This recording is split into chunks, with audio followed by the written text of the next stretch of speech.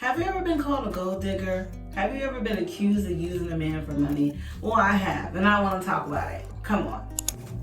You know what? Now that I got money, I deserve all the girls, and I can treat them however I want. It's something that I've heard from a lot of men that as soon as they get a little bit of money. Let's talk about it while we beat my face to hit up the streets. Today's eyeshadow palette for the day is Wet n Wild's 3-pan palette in the shade Silent Treatment. We're going to take the darkest shade and put it in the crease, and then this like mauve grayish color is going to go on the lid. Lovers, I can't tell you the amount of times that I have run across men that I can tell are not used to having access to the type of women that they actually like. I have mentioned this before in another one, My Get Ready With Me's, about the whole concept of being your type's type. Unfortunately, there's a lot of men in this world that the type and preference of women that they like, unfortunately, does not like them. So in their mind, they feel like these women don't like them because they don't have the dough to meet. They don't have the money. So they feel, okay, once I get my money up, all the women who didn't want me, now I'm hot. Now I think Mike Jones messed it up for them, y'all, because he put that in their minds. And actually, it's some of the women too. Some of the women contribute to this epidemic that we're experiencing. It's our fault, y'all. If you wasn't checking for that man when he didn't have no money, you should stay not checking for him. And I'm going to tell you why. As y'all know, I have been around the world and I have experienced a lot of different type of men.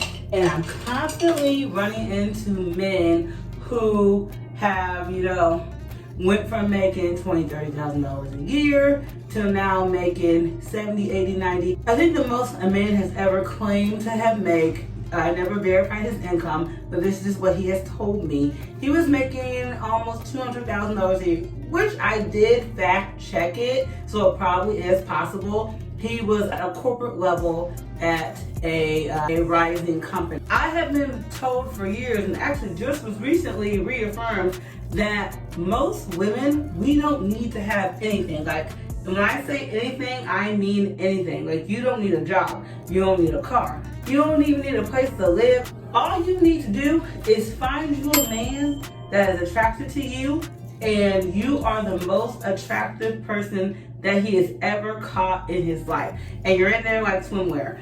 Of dating within your tax bracket.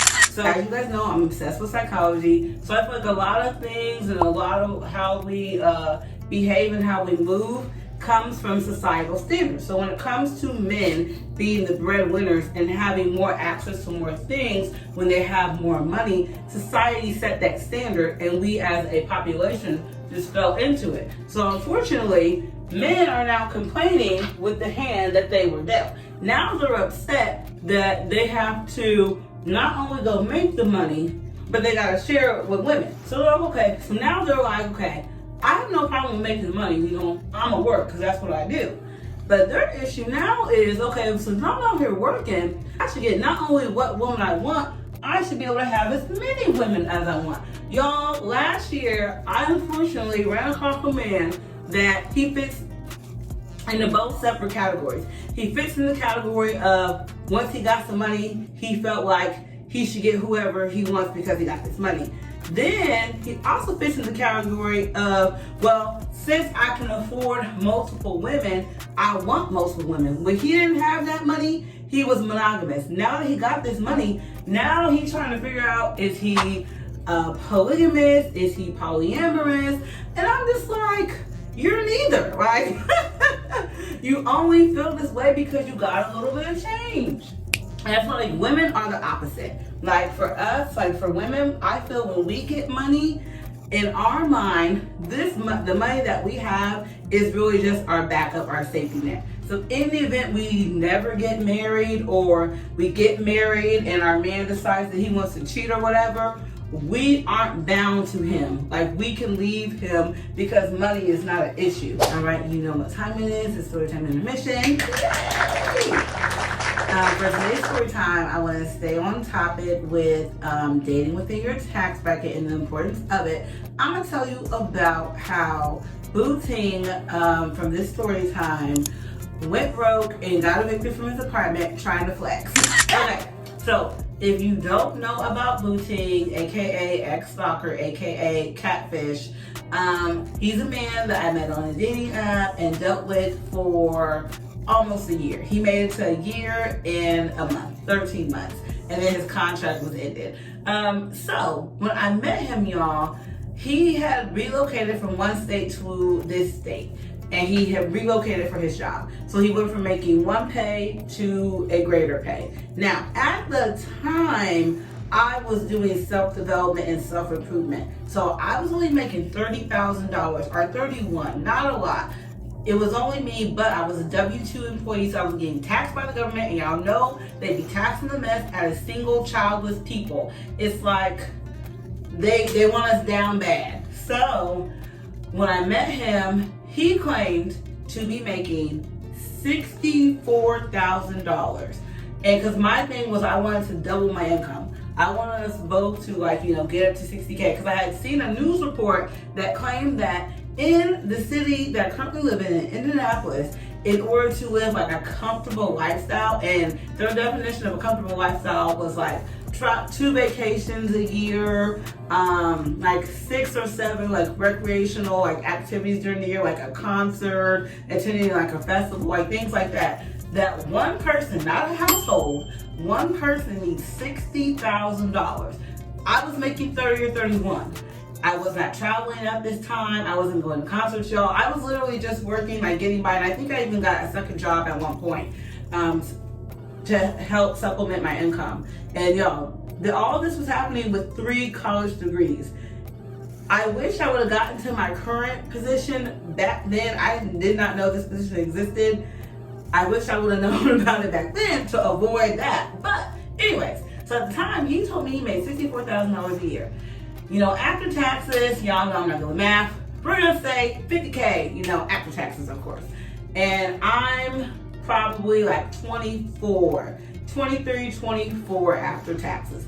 He was making about $30,000 more than I was a year. With most men in my life, I like, gifts is my love language. And I typically get men who like to give me gifts. It's like I get one or the other. I either get the physical touch or I get the gifts. I would rather have the physical touch, but when we don't have that connection, gifts distract me. That's how I end up in some of the situations I've ended up in. So now I don't even want to be distracted by the gifts. Like, I'm blind to the gifts. If we ain't connecting on this level, this is not going to happen. I don't even want gifts. You can keep them. So unfortunately, like I just now had, this awakening came later. So when this whole situation happened, I hadn't had that awakening. So he would give me a lot of gifts, give me a lot of money, buy me things.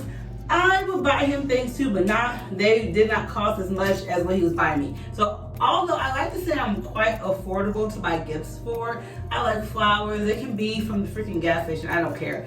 I like things from Dollar Tree. I like dollar cards, balloons. It could just be one balloon. Like, I would be so happy. Like, y'all, one day I was having a really bad day. Side note, I was having a really bad day one day, and potential husband bought me a $5 bouquet from Kroger's, a $2 Four Loko, and 3 60-cent donut place here. Y'all, you would have thought he asked me to marry him. I was so happy. It's the simple things in life. It truly is. But you do need money. Like, don't believe the hype when people say, money can't buy you happiness. Yes, it can. I'd rather cry with money in my bank account than cry with no money in my bank account. Like, come on. So anyways, as we're like going down the journey of like getting to know each other, dating, and things of that nature, he's constantly buying me things and stuff. So as we're getting to know each other and stuff, time goes on, and I'm realizing that this man is obsessive, he's crazy, he's jealous, and because of all those things, we're constantly having problems. He's constantly arguing with me. He's just doing the most all the time, y'all. And there were some occasions of, him being a little bit too in my personal space. So when he would have these drama moments and do his thing and get hyphy, the next day, He's giving me his card, he's giving me money. He eventually did have to get a new bank account just for me to have access to his money, because when I met him, I had me a little sugar thing, a little sugar daddy, and I used to get money from him, like no questions asked, y'all. So I kind of sort of downgraded. I went from a credit card, well, in my mind, it's unlimited. It probably did have a limit. I went from an unlimited credit card to a debit card. The ghetto. So he essentially was spending, y'all, like if I sit and think about it, he probably was spending, well, not even he was spending, the amount of money I was getting from him a month was probably like, to be modest, like $2,000, probably more than that. Like the more stuff that he did to me, like the more disrespect that he did, the more money I felt like, y'all's reparations, the more money I felt like I needed from him. So like some months I was getting $3,000, $4,000. Now mind you, this man had a child. Not only did he have a child that he was supporting, he had his own place. Like we didn't live together. So he had his own bill. So he had his bills, his child as a bill, and then me, I basically 3 more bills. So he had 5 total people that he was trying to support. So at the time, I wasn't really concerned about the amount of money that he's spending, because he claims to make $64,000 a year, which rough math after taxes is like $50K. It's probably more than that. You know I'm bad with math. So I'm thinking nothing of it. He's spending this money. He's constantly buying stuff. He's taking me on vacations, y'all. He's just paying my bills. He's just money, money, money. So since I have the idea that he makes a decent living, I'm not thinking that, he hurting for money, y'all. So one day, a cold day in December, I go over to his apartment and it is freezing in there. I think he had went back to his hometown for like a couple of days and come back and asked me to come over. So I think nothing of it being freezing cold in his apartment, because when I go out of town, I don't turn my heat off, but I turn it down by like 65. My complex says don't turn it down past 65. So I keep it right at 65 because they're not paying that light bill. I am. So I think that's the end of it. So he goes to turn on the heat. Y'all, there's no heat. This man, the apartment he lived in was gas and electric. His gas had got cut off for non-payment.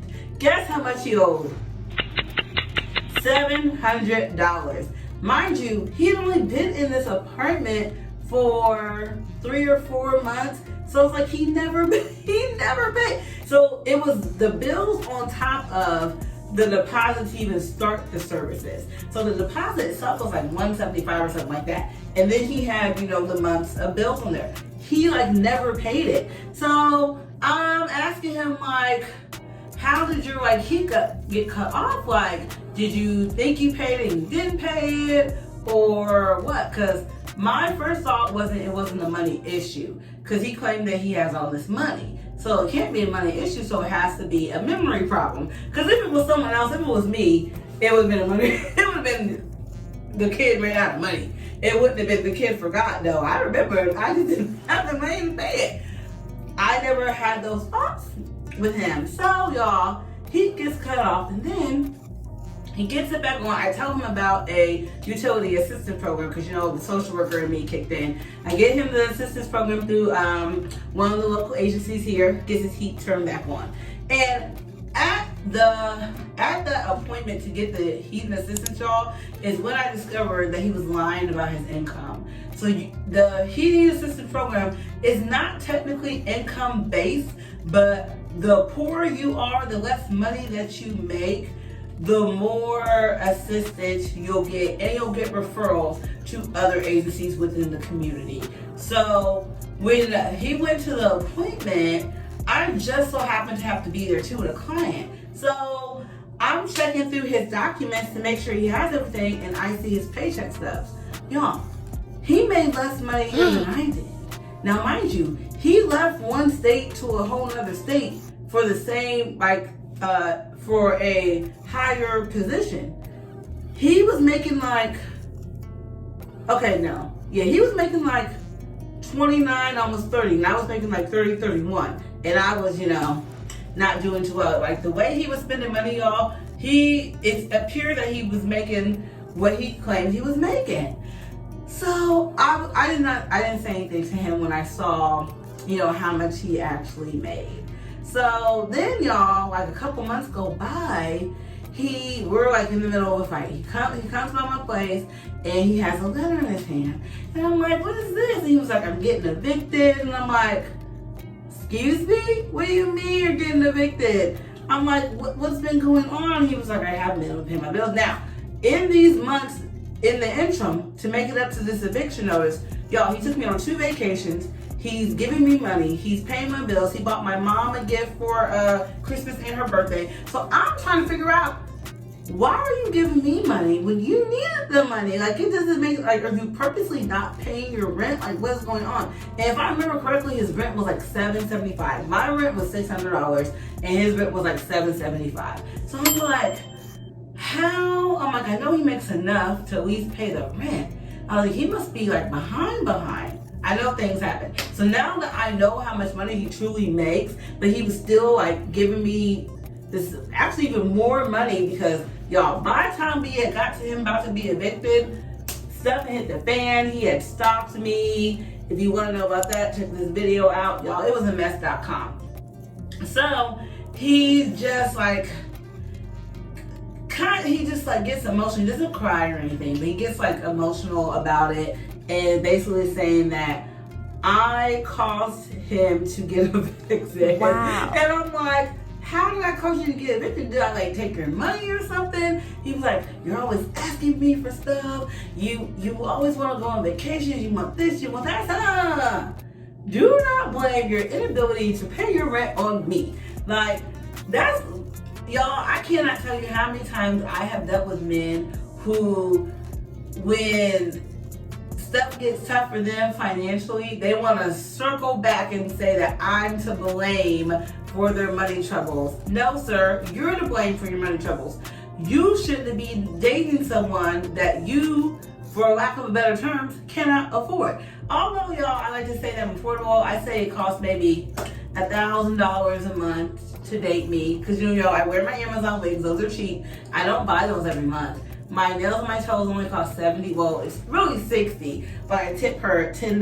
Like, I think I'm really affordable, but then when I sit and I look and I be seeing like how much money and stuff I be asking for, it's $1,000. So if you cannot afford $1,000, you should not pursue women who like things and have maintenance and upkeep. That's the problem with some of these men.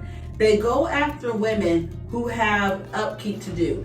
And that, since your appearance is what has attracted them to you, they're obviously going to feel obligated to pay for your upkeep. So luckily for me, like, they see me there and know what time it is. I usually don't have to tell them anything. The only thing I do tell them is like, I don't like really care about like the designer clothes or designer bags, and I will never ask you to buy me something that I wouldn't buy myself. So eventually I will buy some designer, but I don't know when and I don't know what. I do have my eyes on the Christian Dior Lane Dior bag. I think it's like $3,500. I'll probably get me one when I have the twins, to celebrate. I'm gonna give me 2, one for each, blue and pink. And that concludes my story time. Let's go ahead and blend my face out, bronze me up. Let's get on out of here. On your body. I can't tell you really what it is, but you got it. Makeup in the morning, you got dresses in your closet, but you grab them tight, you in love with being modest. You a move body giving interviews, I'm just saying